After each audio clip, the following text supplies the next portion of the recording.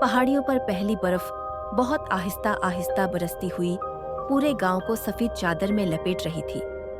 घरों की छतों पर, दरख्तों की शाखों पर और खिड़कियों के किनारों पर बर्फ के नन्हे नन्हे फूल जैसे उतर रहे थे।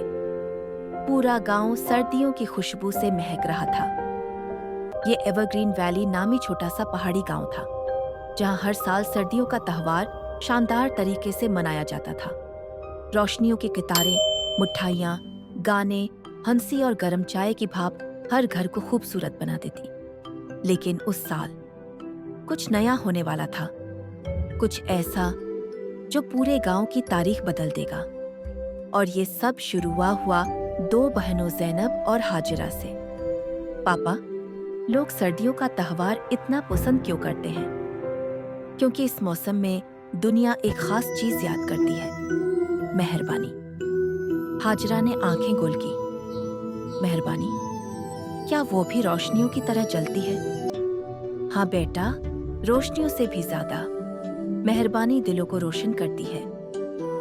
ज़ैनब और हाजिरा पापा की बातें हमेशा दिल से सुनती, क्योंकि पापा की नसीहतें ऐसे लगती जैसे कोई चिराग अंधेरी गली में रास्ता दिखा रहा हो। जिस दिल में मेहरबानी हो, वहां अल्लाह अपनी रोशनी डाल देता है। और दोनों बहनें ये सुनकर नींद की मिरहम भरी गोद में चली जाती। एक दिन बहुत तेज बर्फ पड़ रही थी।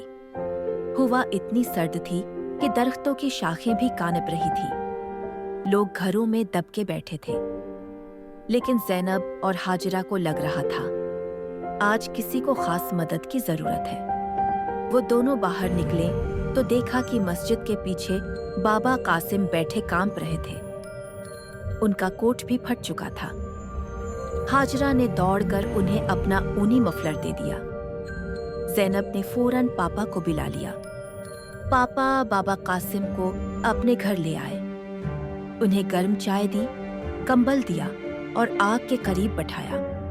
बाबा कासिम की आंखों में आंसू आ गए। बेटियों, आज तुमने मेरा जान बचाया है। पापा ने फखरिया कहा।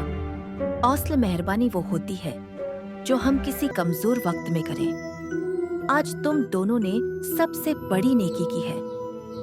नेकी मिकदार से बड़ी नहीं होती, नीयत से बड़ी होती है। तुम दोनों ने दिल से की, उसी लिए ये बाग तुम्हारा है। ज़ैनब और हाजिरा की आंखें चमकने लगी।